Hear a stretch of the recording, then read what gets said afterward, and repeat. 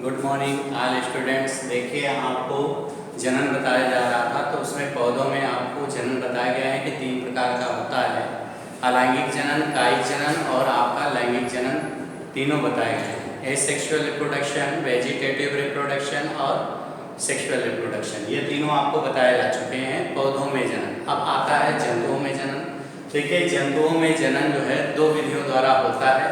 एक होता है अलैंगिक जनन, एसेक्सुअल रिप्रोडक्शन, या इसको हम अलैंगिक जनन बोलते हैं, और एक होता है लैंगिक जनन यानी सेक्सुअल रिप्रोडक्शन। ठीक है, अब यहाँ पर रिप्रोडक्शन, अलैंगिक जनन के बारे में आपको बताया जाएगा। तो देखिए, जीवों में जो अलैंगिक जनन होता है निम्न विधियों द्वारा होता है। पहला होता है विखंडन द्वारा। इसमें क्या होता है कि जब कोई जीव 2 या 2 से अधिक भागों में टूट जाता है, तो प्रत्येक भाग अलग होकर के एक नया जीव बन जाता है। उसी को कहते हैं, या कोई कोशिका है 2 या 2 से अधिक भागों में टूट जाती है, तो वो कहलाता है विखंडन। ये क्रिया जो है जीवों में होती है जो आपके निम्न श्रेणी के जीव हैं, जैसे अमीबा है, पैरामीशियम है, यूग्लिना है, तो इनमें विखंडन द्वारा जनन होता है। जैसे पौधों में जो विखंडन द्वारा जनन होता है वो भी बताया गया था।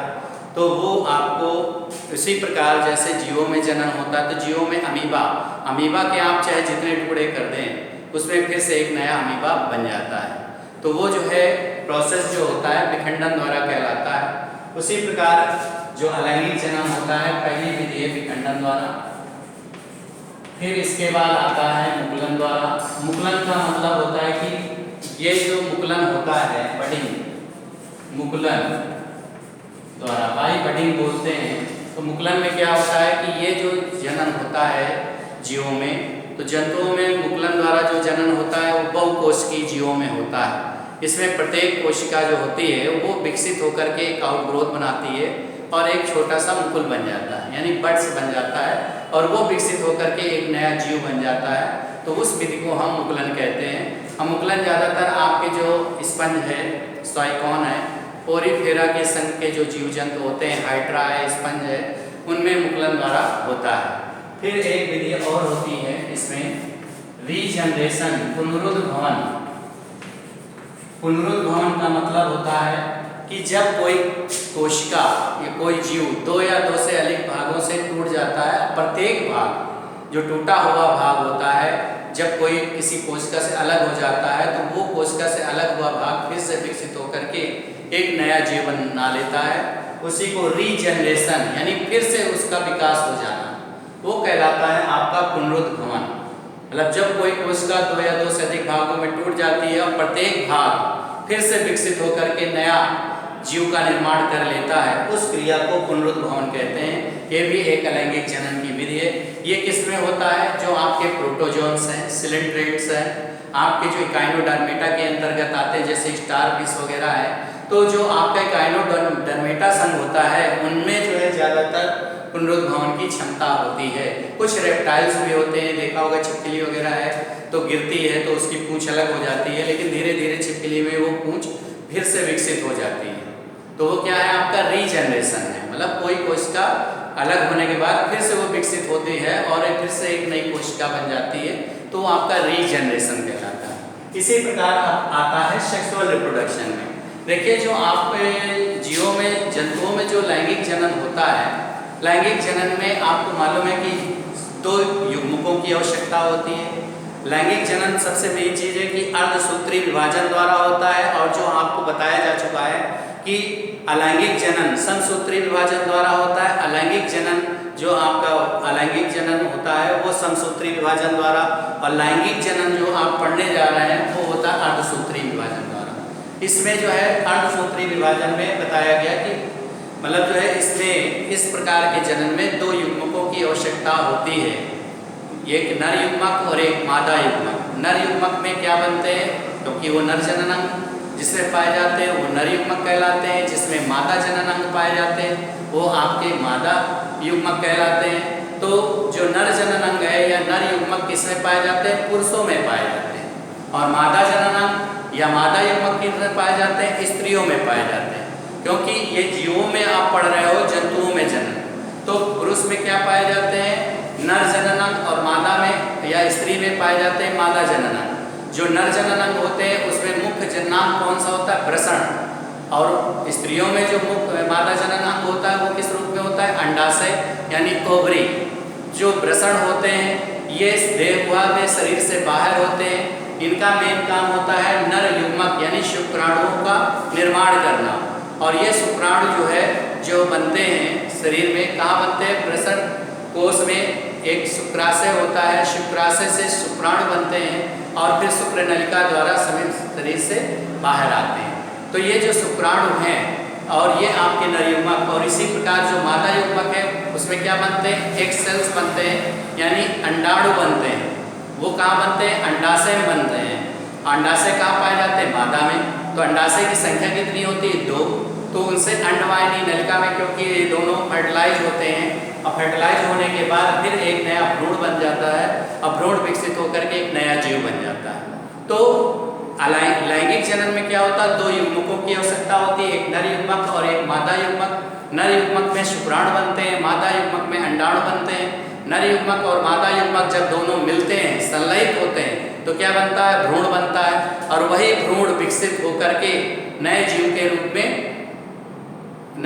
रूप में उत्पन्न होता है। उसी को हम कहते हैं लैंगिक जनन। लैंगिक जनन में सबसे मेन चीज है कि उसमें जो मेल और फीमेल युग्मक जब मिलते हैं, गैमेट्स बनते हैं, तो जाइगोट का निर्माण होता है, और जाइगोट जब विकसित होता है तो भ्रूण बनता है, भ्रूण से फिर नए शिशु का निर्माण होता है। तो इस प्रकार की जो क्रिया होती है वो आपकी लैंगिक जनन कहलाती है। इसी में जो विधियां हैं लैंगिक जनन के अंतर्गत, तो उसमें से देखिए कुछ है लैंगिक लक्षणों के, क्योंकि मनुष्य में गुणसूत्रों की संख्या कितनी होती है, 46। मनुष्य में 46 गुणसूत्र होते हैं, जिनमें से 22 जोड़ी समान होते हैं, 23वां जोड़ा अलग अलग होता है, जिसे हम अलिंग गुणसूत्र या लिंग गुणसूत्र कहते हैं। इस प्रकार जो नर और मादा युग्मक के संलयित होने की क्रिया को हम फर्टिलाइजेशन कहते हैं। इन्हीं लक्षणों के आधार पर हम जीवों को पहचान सकते हैं। बाह्य लक्षणों के आधार पर नर और मादा की जो पहचान की जाती है उसे हम क्या कहते हैं, गौड़ लैंगिक लक्षण कहते हैं। गौड़ लैंगिक लक्षण या द्वितीयक लैंगिक लक्षण, गौड़ लैंगिक लक्षण या द्वितीयक लैंगिक लक्षण क्या है, द्वितीयक लैंगिक लक्षण इंपॉर्टेंट क्वेश्चन है, एनसीईआरटी में सबसे ज्यादा पूछा जाता है। तो आपको इसमें लिखना है, बाह्य लक्षणों के आधार पर जब नर और मादा की पहचान की जाती है, उन लक्षणों को हम लैंगिक गौड़ लक्षण या गौड़ लैंगिक लक्षण या द्वितीयक लक्षण या लैंगिक द्विरूपता भी कहते हैं। इसमें देखिए ये लक्षण जो है लड़कियों में 11 से 14 साल में उत्पन्न हो जाते हैं, और लड़कों में ये 15 से 18 साल में ये लक्षण उत्पन्न होते हैं। बालकों में ये जो लक्षण उत्पन्न होते हैं वो लक्षण कौन कौन से हैं, गौड़ लैंगिक लक्षण या द्वितीयक लैंगिक लक्षण जो बालकों में उत्पन्न होते हैं, ये 15 से 18 वर्ष की आयु में प्रारंभ होते हैं। ठीक है, ये लक्षण निकलना प्रारंभ होते हैं। उनमें से जैसे चेहरे पर दाढ़ी मूंछें निकल आना पहला लक्षण हो गया।